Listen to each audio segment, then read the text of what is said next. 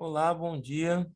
Bom, meu objetivo aqui é revisar um pouco a matéria de movimento uniforme para ajudar vocês a fazer os exercícios que foram colocados como avaliação lá nas atividades lá. Então, eu vou tentar revisar aqui um pouco a matéria e ajudar vocês a entender um pouco mais e a conseguir fazer esses exercícios, tá? Então, você tem, por exemplo, aqui o movimento uniforme. Movimento uniforme é quando a velocidade escalar ela não muda com o tempo. Como o nome diz, é uniforme. Ele vai percorrendo distâncias iguais em intervalos de tempos iguais. É basicamente assim que funciona, tá? Eu não vou entrar no mérito da representação gráfica, eu não cobrei isso de vocês na prova. O que vocês precisam chamar a atenção é para isso aqui.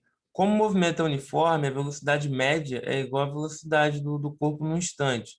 Então, como a velocidade é dada por ΔS sobre ΔT, V é igual a S menos S0 sobre T menos T0.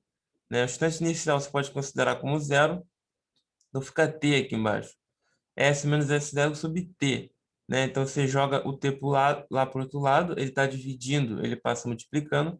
S menos S0 é igual a V vezes T. S é igual a S0 mais VT.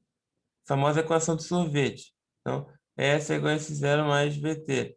A expressão obtida é a função horária dos espaços. É ela que vai te ajudar. Você precisa saber o quê? O S0 é a origem dos espaços, tá? É o instante inicial. Ou melhor dizendo, nem sempre é a origem dos espaços. Você tem que tomar um pouco de cuidado, né? Porque pode ser que ele já comece numa posição diferente de zero. O S0 é a posição inicial, né? É o instante em t igual a zero. É isso que importa. Pode ser zero ou não, dependendo do tipo de problema que você fizer. Às vezes o móvel já começa a 20 metros da origem, né? Então o S0 dele é 20, tá? Então, S0 é o espaço em t igual a zero, V é a velocidade escalar, e o S é o espaço no instante t qualquer, tá bom? É basicamente isso. Aí tem alguns exemplos aqui, ó. Dada a função tal, válida no SI. SI prevê que a distância seja dada em metros e o tempo em segundos. Me diga se o movimento uniforme é variado. Bom, a gente tem aqui que S é igual a S0 mais VT, então essa velocidade não muda. Essa equação ela é característica do movimento uniforme, então ele é uniforme, tá? O espaço inicial, bom, o espaço inicial é 10, o V é 3 e acabou, não tem muito mistério. Como o sentido da velocidade é positivo, significa que ela está no mesmo sentido da trajetória. Então, o movimento é progressivo, tá? Se fosse sentido contrário, o movimento seria retrógrado. Eu quero saber o espaço em t igual a 5 segundos. Eu pego t igual a 5, substituo na equação.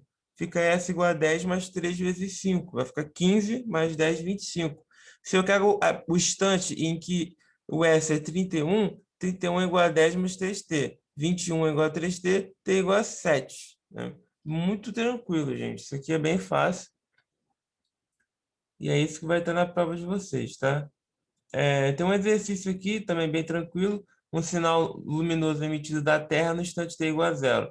Dirigindo-se para a Lua, onde sofre reflexão no espelho.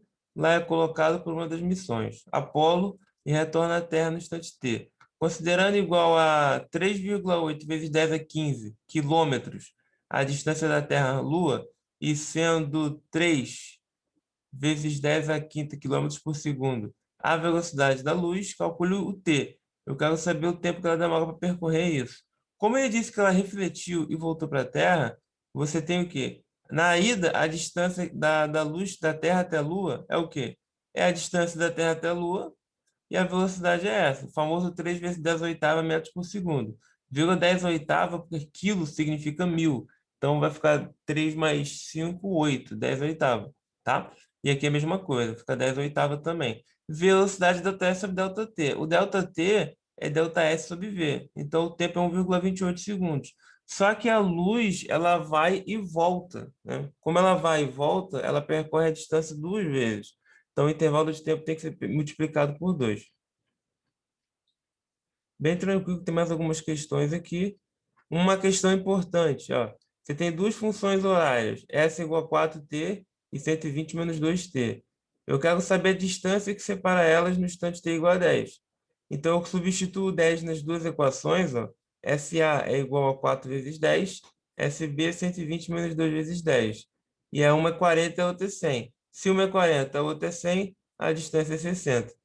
Eu quero saber o instante que elas se encontram. Para saber o instante que elas se encontram, eu igualo as funções horárias, né? Então, eu boto que 4t é igual a 120 menos 2t.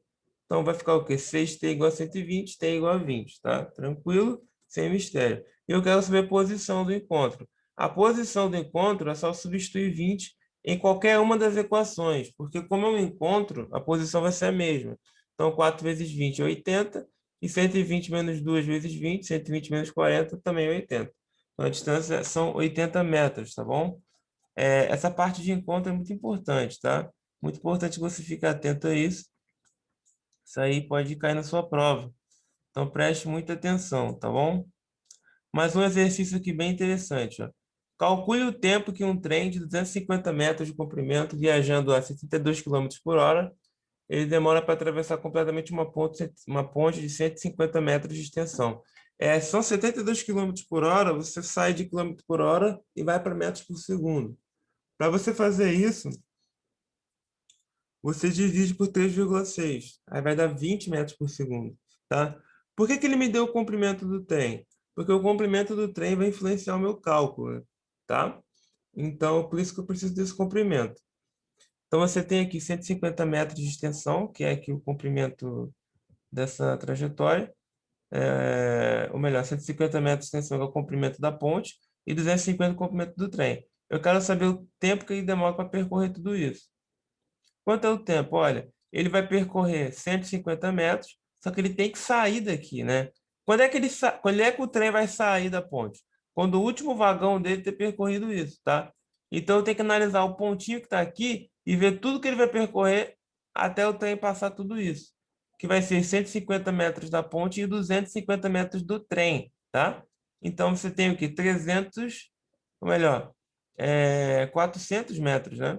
150 mais 250, 400 metros que ele vai percorrer, tá? Então, 400 é igual a velocidade vezes tempo. 400 é igual a 20t, t é igual a 20 segundos, tá bom? É praticamente isso, pessoal. A prova está muito fácil, está muito tranquila, tá? Existem questões aqui bem mais difíceis, mas não é o caso aqui que a gente vai cobrar na prova. Tipo, na prova a gente vai cobrar questões mais tranquilas e eu não vou cobrar análise gráfica de vocês. Deixa isso para depois. Foi um assunto que vocês viram muito rápido, então não é o caso a gente entrar nesse mérito, tá? Esses exercícios aqui resolvidos e fazendo eles, entendendo eles aqui, gente, bem, ó, vocês podem simplesmente aí sair muito bem na prova. Faça as atividades anteriores, né, que o professor tinha passado. E é isso aí. Tem aqueles exercícios também de cinemática lá das atividades que ele passou para vocês.